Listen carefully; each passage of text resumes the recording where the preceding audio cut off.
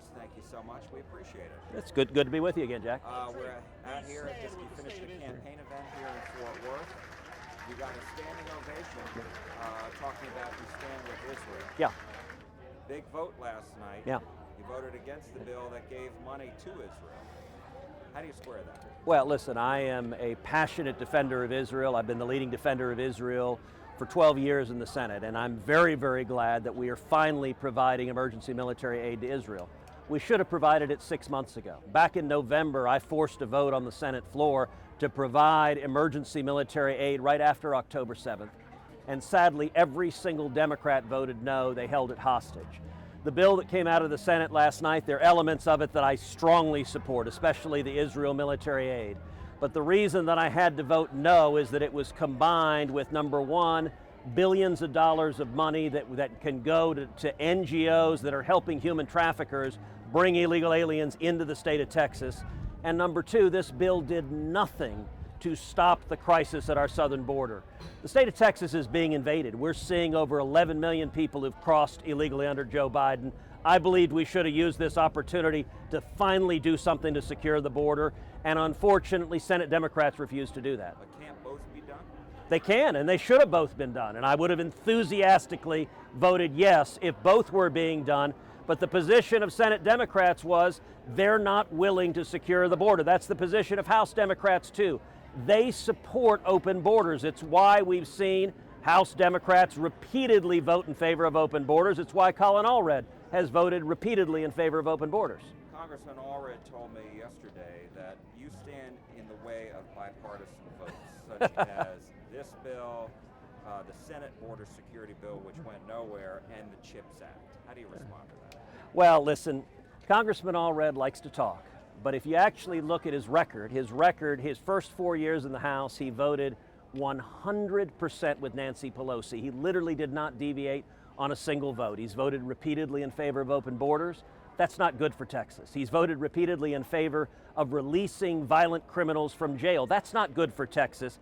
He voted against deporting illegal aliens who physically assault police officers. That doesn't make any sense. And just a few weeks ago, he voted in favor of Joe Biden's halting the export of liquid natural gas. That hurts Texas. And so that's a voting record that is wildly out of step with the people of Texas. At the same time, I think elections are about records, about what people have accomplished. In my time in the Senate, I have authored and passed 99 different pieces of legislation into law.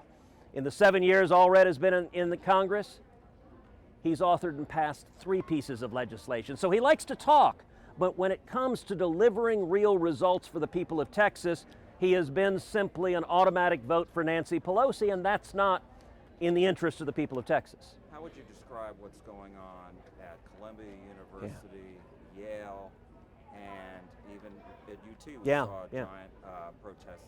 And so I'm wondering, what do you make of that, and should the Justice Department and Education Department, U.S., be doing something? Yes, yes, yes. What is happening at our universities is disgraceful. This vicious anti-Semitism is utterly unacceptable. We're seeing it at Columbia and NYU, at Yale. Sadly, we're seeing it in Texas, at the University of Texas. We're seeing radical activists who are pro-Hamas, who are chanting in favor of the Hamas terrorists that butchered 1,200 people on October 7th, that raped women and little girls. This is good versus evil. And I got to say, we're seeing really the fruits of the poison that has taken over so many university campuses.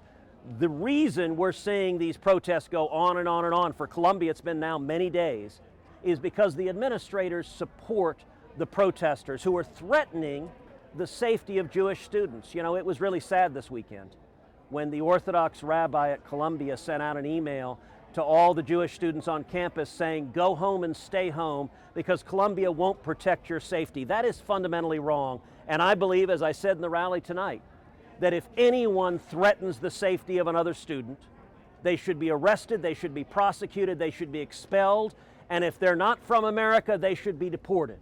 We need to draw a line, and I gotta say, Joe Biden cannot bring himself to condemn this radical anti-Semitism, because more and more it is the extreme left-wing base that hates Israel and that is cheering on Hamas, and we're seeing, whether it's Joe Biden or Chuck Schumer or Nancy Pelosi, the Democrat Party unwilling to stand up against this vicious anti-Semitism. Let me just ask you one other question here, and that is, I wanted to give you an opportunity to respond because you've been criticized for your podcast, The Verdict, directing $630,000 worth of revenues into a PAC that's supporting your reelection. So I wanted to give you a chance to respond to that. I know you have said that these are leftist groups attacking you, but is the arrangement legit? I mean, is it fair? Is it honest? Is it legal? Listen, the two groups that filed these complaints are both left-wing attack machines. They are funded by George Soros. They exist every election to file complaints against Republicans, and they do it to get a bunch of headlines. These complaints are baseless. By the way, these same groups filed complaints earlier attacking my podcast. The Senate Ethics Committee threw it out as baseless, having no basis in law. And let me tell you the reason that I do my podcast. I'm very proud of the podcast we do. I do it to communicate with Texans. I do it to explain what is actually happening in Washington, to explain the issues and to inform and mobilize Texans about what's happening in this country. We have nearly 1 million listeners who listen regularly to the Verdict podcast, and it's an important way of helping do my job, which is communicating with my constituents, communicating with 30 million Texans, with Americans across the country. And it's, it's no surprise the Democrats don't want common sense conservative messaging being heard by the voters. Senator Ted Cruz, thank you so much. We appreciate it. Thank you, Jack. Thank you.